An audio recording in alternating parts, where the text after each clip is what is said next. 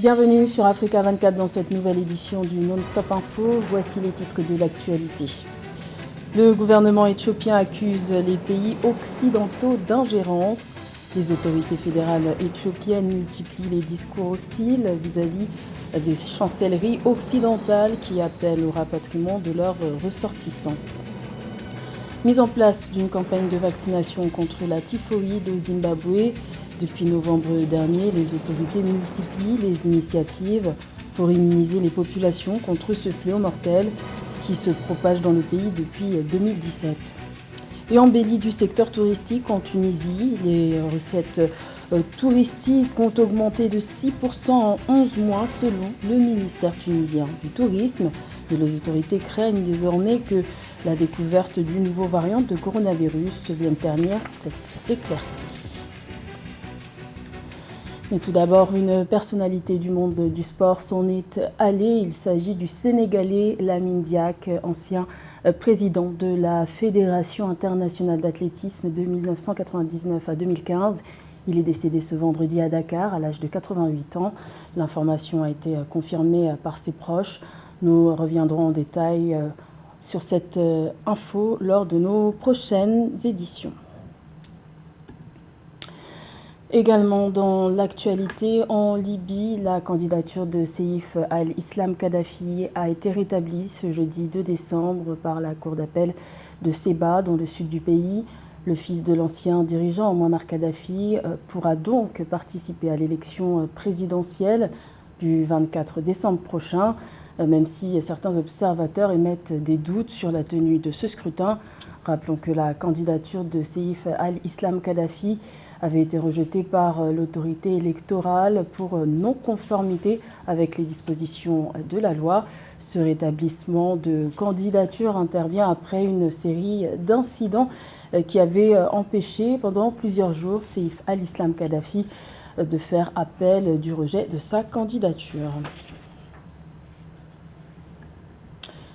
L'appel des chancelleries occidentales au rapatriement de leurs ressortissants passe mal en Éthiopie. Depuis plusieurs semaines, le gouvernement éthiopien reproche aux pays occidentaux de s'ingérer dans ses affaires internes et d'instaurer un climat de peur. Les autorités fédérales affirment pourtant contrôler la situation alors que la région du Tigré est en proie à une guerre depuis un an. Plus de détails avec Philomène Sine. Le Premier ministre Abiy Ahmed accuse l'Occident de vouloir installer une atmosphère de peur et d'insécurité en Éthiopie. Cela fait suite aux appels au rapatriement sans délai des ressortissants américains et européens présents dans le pays après l'avancée des combattants du Front populaire de libération du Tigré TPLF vers Addis Abeba, la capitale. Il est très décevant de constater que des partenaires stratégiques encouragent cette rhétorique alarmiste et négative. Nous rejetons en bloc ces tentatives de créer une atmosphère de peur et d'insécurité. C'est un discours destiné à servir des objectifs politiques. Alors que l'armée éthiopienne et les rebelles tigréens s'affrontent depuis plus d'un an dans le nord du pays, le Premier ministre Abiy Ahmed, selon les médias d'État, s'est rendu à proximité de la ligne de front par 2 fois. Actuellement, on est en train d'assister à une guerre de communication puisque le Premier ministre Ahmed tend à pacifier les choses et à dire que les autorités ont le contrôle sur la région du Tigré et face au TPLF. En revanche, je ne pense pas qu'on puisse condamner les pays partenaires de l'Éthiopie de vouloir protéger leurs ressortissants en les rapatriant. Ce que l'on peut observer et regarder attentivement, c'est la position notamment chinoise puisque on sait qu'il y a 15 000 ressortissants chinois qui vivent en Éthiopie et jusqu'à présent, la Chine n'a pas bougé d'un doigt concernant leurs ressortissants. Le gouvernement éthiopien, dans des commentaires diffusés sur les médias d'État ce mercredi 1er décembre, affirme que Shewa, Mezezo, Molal, Shewa-Robit, Raza et leurs environs, étant des localités sur la route de la capitale Addis Abeba, ont été libérés des rebelles du TPLF, au moment où le gouvernement a récemment indiqué que la victoire était proche. La 34e journée internationale de lutte contre le VIH-Sida a été célébrée le 1er décembre. Au Cameroun, des progrès considérables ont été constatés. Le taux de prévalence a baissé d'environ 3% en 6 ans. Un combat notamment porté par la première dame, Chantal Biya. Des précisions de Roberto Bogbe. Au Cameroun, entre 2004 et 2020, le taux de prévalence du VIH est passé de 5,6% à 2,7% au sein de la population âgée entre 15 et 49 ans. Le nombre estimé de nouvelles infections a également connu une baisse considérable de 47,958 à 11 175, des données qui témoignent des efforts consentis dans ce pays aux 26 millions d'habitants.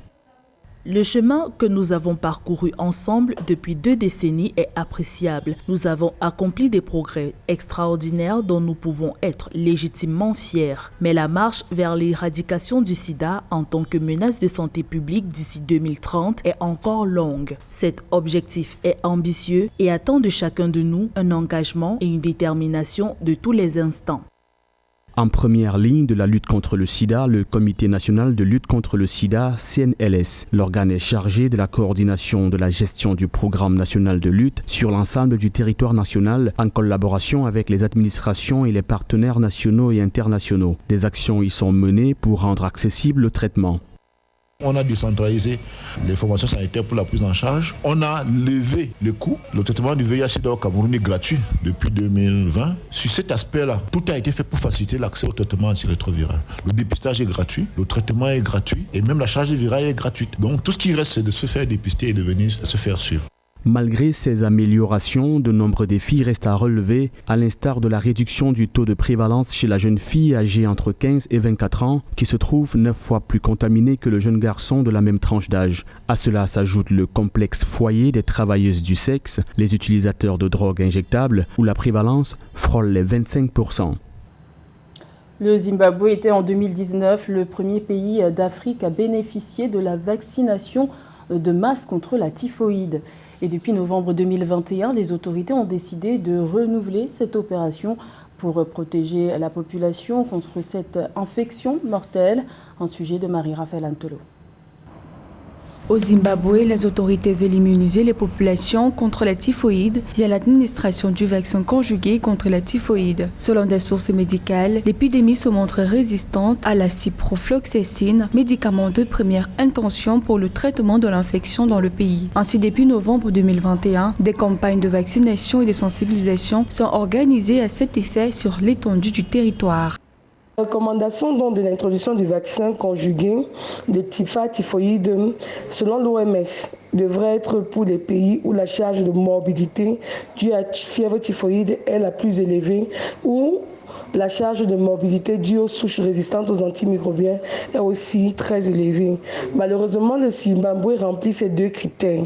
En plus donc de l'épidémie saisonnière, le pays a donc connu un niveau élevé de résistance à la première ligne standard de traitement antibiotique. La dernière campagne de vaccination en date contre la typhoïde au Zimbabwe est une campagne de 10 jours qui visait des millions d'enfants âgés de 9 mois à 15 ans et qui a par ailleurs abouti à la vaccination de plus de 4 millions d'enfants contre l'infection. Des campagnes vaccinales sont par ailleurs annoncées par les autorités qui visent une couverture nationale pour réduire tous les risques d'infection à cette maladie. N'oublions pas que la fièvre typhoïde se retrouve dans les zones à haut risque et ces zones dont ont sérieusement un problème d'assainissement, de propreté, de bonne hygiène et surtout un approvisionnement en eau potable. En complément à la mesure déjà en vigueur, le Zimbabwe élabore également une feuille de route pour éliminer le choléra sur son territoire d'ici 2028. Cette feuille de route va ainsi se consacrer au renforcement des infrastructures pour assurer une couverture adéquate en eau et en assainissement selon les autorités médicales du pays. Dans le reste de l'actualité, le nouveau variant de coronavirus, désormais connu sous le nom d'Omicron, se propage rapidement. Sa présence a officiellement été confirmée dans 4 pays du continent ce jeudi 2 décembre par le Centre africain de contrôle et de prévention des maladies, CDC Afrique. Il s'agit de l'Afrique du Sud, du Botswana, du Nigeria et du Ghana. Rappelons que dès la découverte de ce variant en Afrique du Sud, plusieurs pays occidentaux avaient décidé d'interrompre leur liaison aérienne avec l'Afrique australe.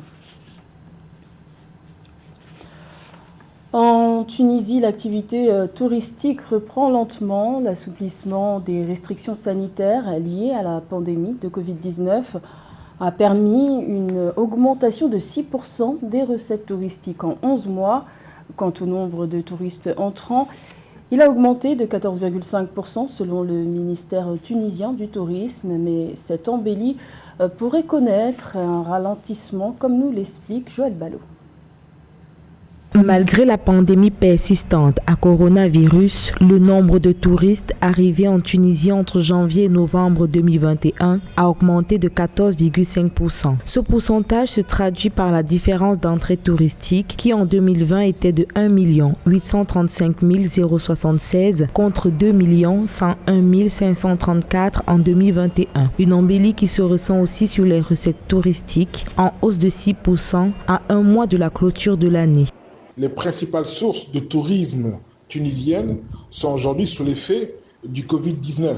Donc il est clair que si cette vague continue et qu'on n'atteint pas un pic assez tôt, cela va impacter négativement le tourisme tunisien parce que les Tunisiens vont devoir mettre en place des systèmes de restriction pour pouvoir se prémunir de personnes qui sont atteintes et qui auraient passé à travers les mailles du filet sanitaire installé en Europe. Cette embellie du secteur touristique a donné l'occasion au ministère tunisien du tourisme d'annoncer l'organisation d'un congrès sur le retour du marché français et l'accueil d'une délégation des grandes agences de voyage allemandes. Objectif, relancer l'activité touristique et retrouver le rythme d'avant la pandémie. Si ce n'est pas un variant qui est agressif et que effectivement la pandémie se poursuit dans la zone européenne, la Tunisie pourrait chercher à développer son offre vers d'autres sources. Ça peut se développer vers l'Afrique, vers le continent américain, ne pas garder l'Europe comme source principale touristique de son marché. Mais il est clair que si le variant Omicron devient un variant agressif, là c'est la terre entière qui est menacée. À titre de rappel, l'apparition du variant Omicron impose un travail supplémentaire et un respect total des protocoles sanitaires et des mesures barrières. Une situation qui risque de ralentir le déploiement au niveau du secteur touristique tunisien. Le Niger accueille depuis le 1er décembre le festival de mode panafricain FIMA dans sa capitale Niamey, un événement créé en 1998 qui réunit des festivaliers venus des 4 coins du monde. Cette découverte culturelle, artistique et touristique du Niger se tient jusqu'au 5 décembre. Reportage de notre correspondant Sadou Alizé Mokhtar. La mode, dynamique de paix vers l'intégration touristique et culturelle de l'Afrique. C'est à travers ce thème qu'a été lancée la 13e édition du FIMA, Festival international de la mode en Afrique. La fête africaine de la mode se déroule cette année dans un contexte particulier de crise sécuritaire, liée à la menace djihadiste qui secoue la sous-région, d'où le choix du thème selon son promoteur. Le nord vient rejoindre le sud. C'est ce qu'on va voir aujourd'hui avec les ânes, avec les chameaux, avec tout ce que le Niger a de plus beau. C'est ce qu'on va voir pendant 5 jours. Notre ambition est de faire de la culture un élément fondamental dans la construction de la paix. C'est pourquoi cette année, le FIMA s'inscrit dans une nouvelle dynamique de construction, de consolidation de la paix, en mettant l'accent sur la question de la promotion du tourisme dans le contexte particulier que nous connaissons aujourd'hui. Le FIMA 2021 apporte plusieurs innovations. Une opportunité est offerte aux jeunes créateurs du pays de se faire connaître à l'occasion de la nuit nigérienne. Le programme prévoit également une nuit panafricaine qui permettra de découvrir et d'apprécier les talents exclusivement africains. À ces nouveautés s'ajoute également le menu habituel du FIMA, à savoir les défilés avec les grands créateurs africains, les concours de jeunes stylistes, de top modèles et de meilleurs artisans, maroquiniers et bijoutiers. Pour cette édition 2021, c'est la Côte d'Ivoire le pays invité d'honneur, d'où la participation d'une forte délégation venue de ce pays à ces festivités. La mode n'est pas qu'un vêtement ou qu'un objet. Elle vend une culture, présente une identité, raconte une histoire. L'Afrique a du talent. L'Afrique a beaucoup à montrer au monde. Revêtir le FIMA, c'est croire en l'union, à la diversité comme richesse irrécusable de notre continent. C'est d'ailleurs la raison pour laquelle nous ne célébrons pas la mode africaine, mais les modes africaines. En 23 ans, le FIMA a œuvré pour la promotion de la mode et du tourisme. Créé en 1998 avec la première édition organisée dans le désert de Tigrit au nord Niger, le FIMA est une rencontre de talents de la mode africaine et des autres continents. Il se tient sur les sites naturels remarquables dont certains sont même classés par l'UNESCO, comme les falaises de Tigidit, les rives du fleuve Niger, les plateaux Batéké en terre gabonaise, entre autres. C'était le journal de la rédaction. Merci de l'avoir suivi. L'information continue sur Africa 24.